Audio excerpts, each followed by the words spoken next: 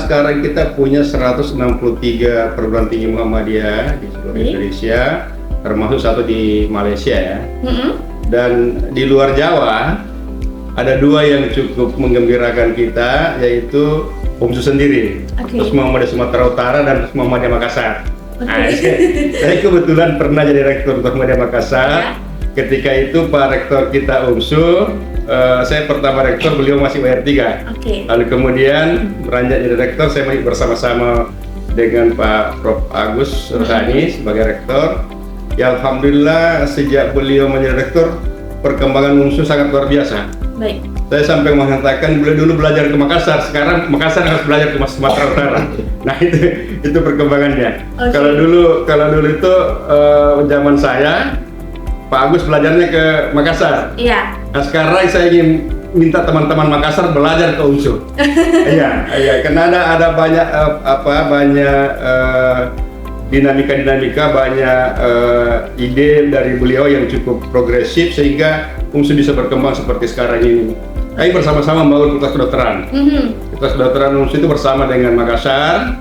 Nah sekarang Fakultas Kedokteran UMSU sudah punya spesialis, kami baru membangun spesialis.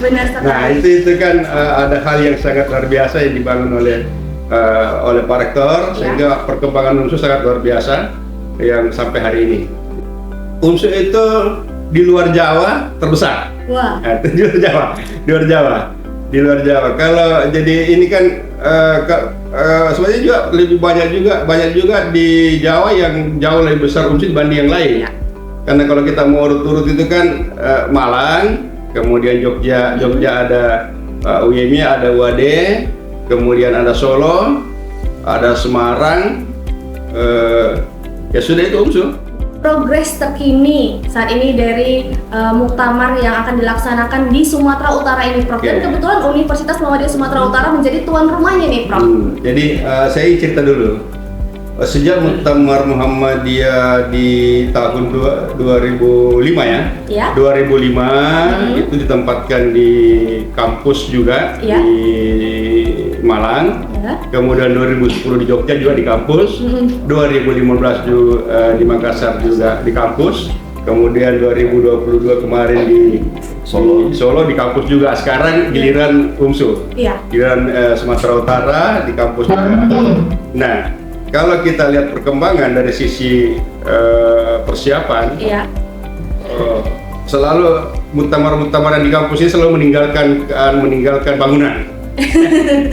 di Malang itu dengan domnya, kemudian di Jogja dengan sportoriumnya, di Makassar dengan namanya masih gedung muktamar, Malaysia Muktamar, kemudian di Solo kemarin. Nah, terakhir ini alhamdulillah juga membangun lebih luas lagi, karena lahannya aja cukup luas ya, Prof. Jadi ini saya kira nanti akan menjadi gedung muktamar yang terluas sesudah itu. Nah, itu kan sebuah progres yang cukup luar biasa. Kami tadi pagi-pagi mengunjungi pembangunan itu, alhamdulillah progresnya sudah sekitar 20%. Ya mudah-mudahan kita berharap bahwa gedungnya selesai, muktamar berjalan dengan baik, dan saya melihat kesiapan teman-teman sangat luar biasa.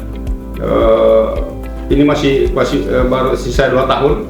Tentu yang sangat menentukan juga adalah bagaimana kita para panitia berkoordinasi dengan baik panitia pusat, panitia lokal, dan seperti saya katakan tadi, keberhasilan muktamar itu ketika dirasakan betul manfaatnya oleh semua kalangan, bukan hanya warga Muhammadiyah, tetapi masyarakat setempat juga merasakan. Pengalaman kami di Makassar itu ketika selesai muktamar, masyarakat bertanya, Pak, bisa nggak setiap tahun muktamar di Makassar? Nah, itu artinya ada manfaat yang mereka rasakan.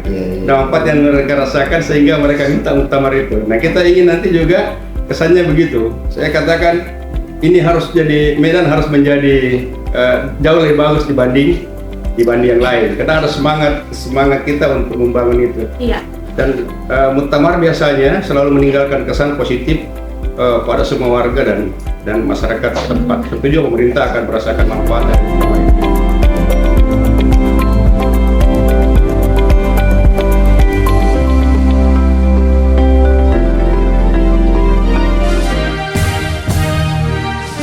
Bismillahirrahmanirrahim. Assalamualaikum warahmatullahi wabarakatuh. Saya Irwan Akib, Ketua Pimpinan Pusat Muhammadiyah yang membidangi pendidikan, seni budaya, dan olahraga. Alhamdulillah selama saya mengikuti perkembangan Tos Muhammadiyah Sumatera Utara, perkembangannya sangat luar biasa, progresnya sangat luar biasa. Bahkan saya ingin mengatakan bahwa UMSU ini sekarang PTMA terbesar di luar Jawa dan juga sudah masuk 10 besar perguruan tinggi Muhammadiyah di Indonesia.